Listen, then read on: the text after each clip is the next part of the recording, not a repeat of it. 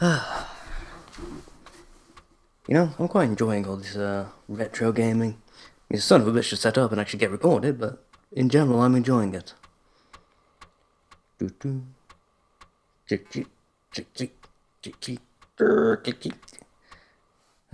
Just strange what can bring back your memories, isn't it?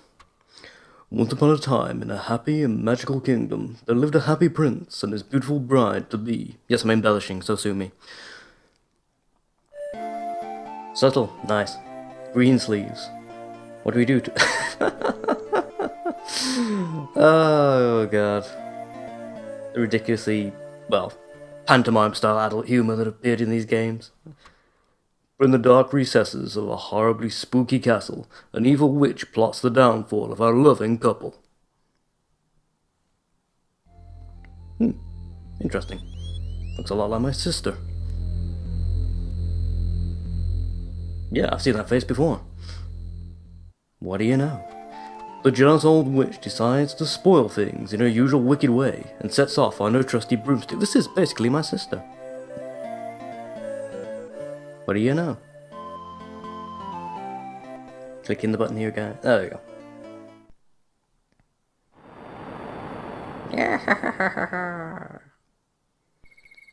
Got the wonders of vector graphics, eh? Is that vector graphics? That'd be right. Yeah, it is. Stuff is basically drawn in MS Paint and then crudely animated due to limited design. Oh god, that character model, man.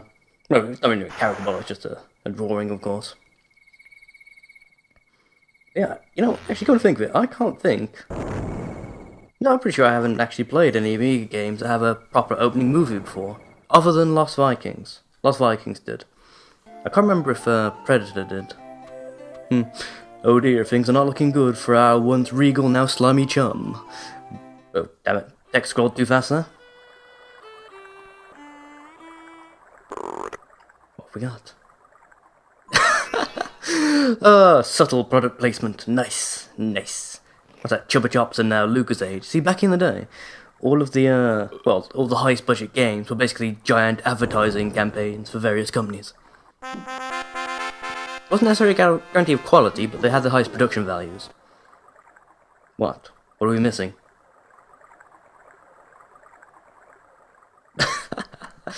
Someone has been watching a lot of Looney Tunes when they designed this, have we? And that's fine. I applaud this decision. I think more games should be a bit more self-conscious in some respects. Wow. Super Frog. That was some very, very dodgy MIDI file action there. And this bodes well for the start of the game. Having get right in the cutscene. And I'm being followed by a slime. Oop, let's swap the discs 1 second. Where's the other one? Over here somewhere. Where are you? Yeah, whatever. There we go. Right. That took far longer than it really should have. We should start laying these things out properly before I,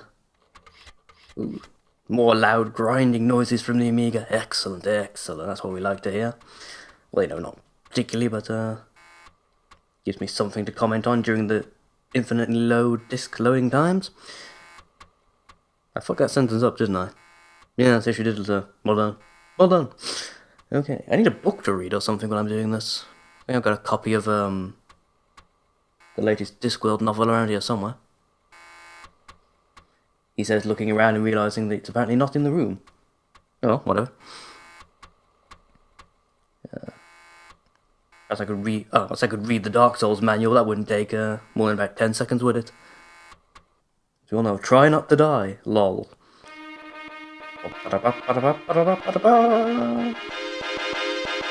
Super Frog. 1993, man. You're starting to feel old when you see a date like 1993 and you think, oh, that wasn't that long ago, and then you actually work it out, it's like, wow, it's almost a decade. Jesus fucking Christ, man. And yes, I'm going to be playing on easy mode like a filthy, filthy coward.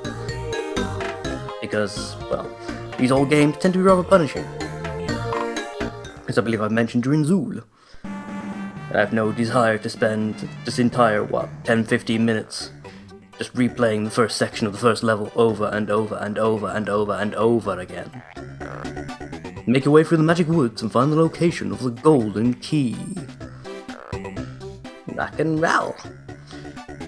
Well, I've got sort of a... well, it's not exactly an overworld, but I've got a progress map. Nice. I'm just thinking, this probably would have been one of the few games at this general stage that did something like that, wouldn't it? It actually showed you a progress map. Most games prefer to hide how long they actually were from the player, to try and keep you going, despite, ridiculous difficulty. Ow! Did I get hit in the back by a sparrow? I thought it was background animation. This is the problem with playing too many modern games. You get used to stuff just happening around you that has no actual relevance or purpose. And you play an old game like this where everything you see on screen, is either, well, unless it is obviously a map painting, if it's moving in any fashion, it's probably going to be an enemy. But you tend to forget these things. Yeah, I can fly. Yeah, I'm not going to do the joke, I've been using that far too often lately. Yes. Fuck, snail, the shell? What the hell's going on with your shell, mate? Ow, fuck! Okay, that didn't work. I assume the thing that I can fly out. God damn it with the talking and the things that aren't working lately. Yes, you push up to jump in this game as well, not the fire button. There we go. No. Okay, why isn't that moving? Oh, is this game... it's got a momentum system. Alright, okay. So that's something that sort of vanished from gaming for a while. The idea you had to build up speed before jumping to actually go anywhere. There were a lot of games where you could just push jump, and then left or right your character would, fling themselves across the sky kind of thing. Momentum system was something that sort of faded out, due to a lot of early games, like I think Castlevania used the momentum system, if I recall correctly.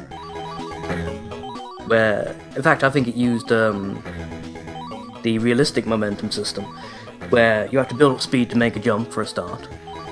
And once you started moving, once you were in the air, basically, you could not alter your trajectory at all.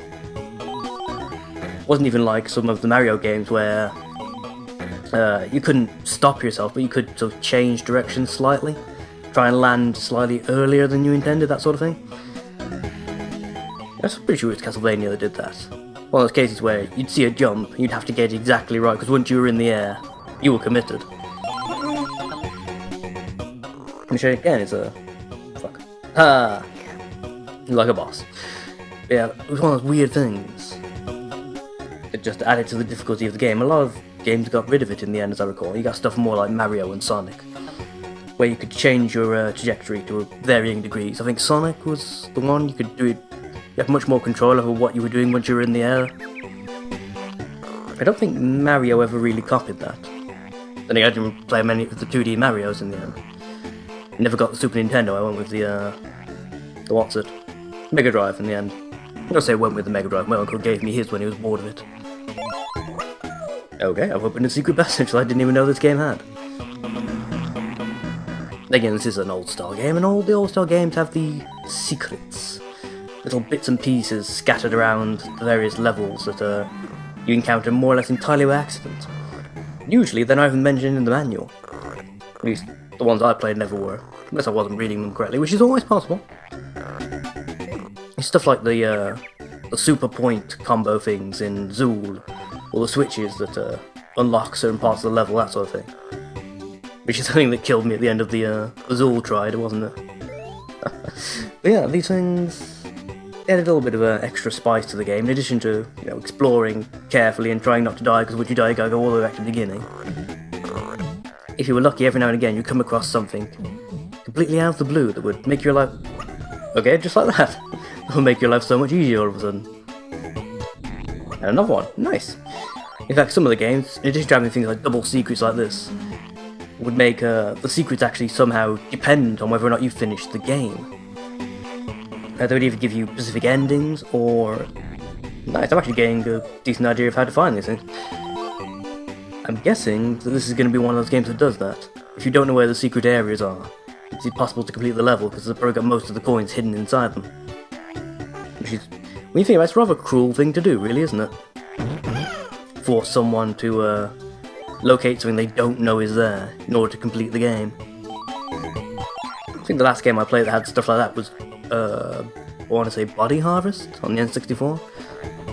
That was a game that revelled in not telling you anything about itself, and then punishing you for not knowing. Just exploring, well, it wasn't really a big world map, I suppose, but still. Oh, it was in those days. You could spend, an hour or so just walking around with no cocking clue what was going on, and then suddenly you'd find a polished mirror that also doubled as a death ray that somehow opened a door that you didn't even really know was there, that led to an underground passage that raised a bridge that... Yeah, it was that sort of a game. I really want to play that again at some point. I wonder if it's on the Virtual Console. I hope so. It was a good game, infuriating, but good. Also one of the games that had quite amusing cheats. Stuff like you could play as the main bad guy of the game. And I think he got his secret weapon. Well, not secret, but the one that only he was ever supposed to actually use. Didn't particularly make the game easier at all, it was just nice to use it. Dodge, like a pro. Super Frog! I apologise if I'm a bit quiet, by the way, but yeah. So still not feeling 100%. This whatever illness this is, it seems to be dragging on for quite a while for some reason. I ran straight first into the blue thing. And in my defense, it is very tiny and very fast moving. Okay, into the... No, fucking... Another game of clipping issues. Yeah. I think I might play on for a while, but I won't necessarily comment, so... Yeah, see how that goes. Hey there guys, Lazo here. And if all went to plan, that was a very brief exhibit of Super Frog, a game for the Amiga recommended to me by Deranged Band. Now, just a little bit on the end here is just to say that will be the last video until after the Christmas period. I do have an archive left over of stuff from Dark Souls. There's at least 3 videos worth of that sitting on my hard drive ready to go. However, of course, I have family commitments and whatnot, same as all the rest of you do, I am sure. Or if you don't, if you're watching this from, some sort of cafe in a rec centre of some sort, then my apologies. Yes.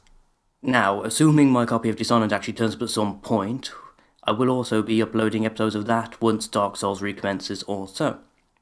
And there's also a few other odds and ends that I'll be starting in January, once I actually get my hands on the new Wii U and the Virtual Console, because seriously, emulation is giving me all sorts of problems just lately, so I figured what the hell. I'll take advantage of the Christmas period and the deals and whatnot going around and just get everything legitimately. It always comes back to that in the end now, doesn't it? Anywho, happy holidays folks, and I'll see you in the new year. Bye bye now.